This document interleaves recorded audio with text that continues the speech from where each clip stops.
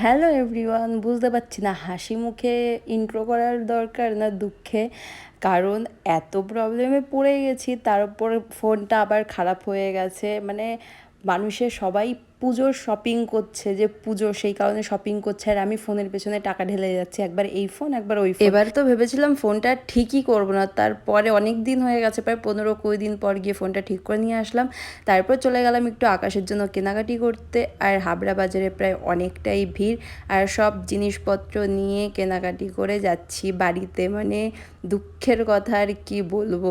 আর আমি এত ঠকেছি, মানে ফোনটা নিয়ে সত্যি আমার ভাবলে না নিজের ওপর রাগ হচ্ছে যে আমি কেন মানুষের ওপর বিশ্বাস করেছিলাম।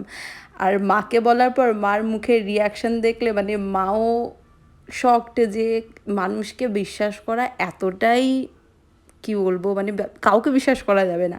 তো চলো আজকের মতো ভিডিওটা এইটুকুনি, নেক্সট ভিডিওতে আবার দেখা হচ্ছে।